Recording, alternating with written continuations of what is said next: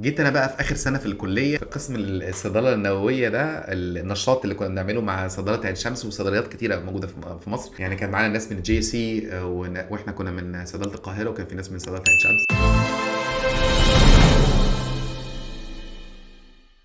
كنا بنشتغل مع بعض از وان تيم. البروجكت ده قعدنا كملنا فيه لحد التخرج، وبعد التخرج بحاجه شويه. وكان مهم قوي ساعتها ان احنا ننقل بقى الاداره دي للشباب الصغيره اللي لسه داخلين الكليه. احنا خلاص خارجين من الكليه، عايزين نبدا نشتغل، نبقى عنصر فعال في المجتمع بشكل مختلف. بعد ما عملنا بروجرامز كانت حلوه جدا، ايفنتس ضخم جدا جدا، جبنا فيها تريننج للصيادله، وقدرنا نجيب هيئه الطاقه الذريه في ايفنت تاني مع شركات الادويه عشان يعملوا اي لوكال مانيفاكتشرنج وسبورتس لهيئه الطاقه الذريه ان هو ياخدوا الحاجه المنتج دي ويشتغلوه ويعملوا لها كوميرشال يوز. في نفس الوقت احنا قبل ما نعمل ده كان في بريباريشنز، جبنا من هيئه الطاقه الذريه البرودكتيفيتي والافشنسي والبيع اللي ممكن يجيبوها بارقام قويه جدا جدا عندهم، كان بس محتاجه حد يعمل تسويق الصح ويبقى في ثقه ان هي الحاجات دي كلها سريه. طبعا ما كانش ينفع تطلع بره، لازم يتعمل بالشكل الصح. وانا بتكلم عنها دلوقتي لان الكلام ده عدى عليه 15 20 سنه من ايام الكليه. فكان طبعا متعه حلوه جدا جدا جدا بالنسبه لحد كان ساعتها في الكليه. اخدت بقى كورسز كتيره، مرنت كتير قوي في السيلينج سكيلز، برزنتيشن سكيلز، كرياتيفيتي، نيورو لينجويستيك بروجرامينج. جات لي فرصه ان عملت تريننج بروجرام على كريتيكال ثينكينج في قاعه المؤتمرات اللي في مدينه نصر.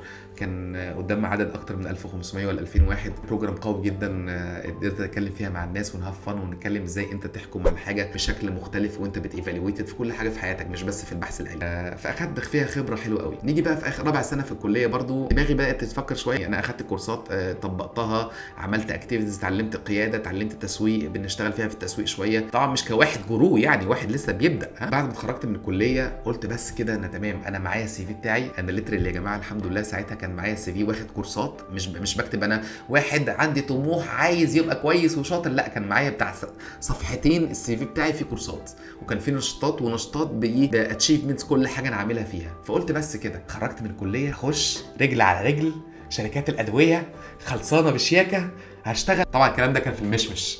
هكلمكم في الفيديو الجاي ايه اللي حصل معايا، ازاي قدرت الاند اول جوب ليا في شركه مالتي ناشونال، واتنقلت من شغل لشغل تاني في مالتي ناشونال. بعد كده قدرت ربنا كرمني ازاي اسافر بعد كده في مالتي ناشونال في السعوديه. هحكي لكم مع التفاصيل دي في الفيديوهات اللي بعد كده.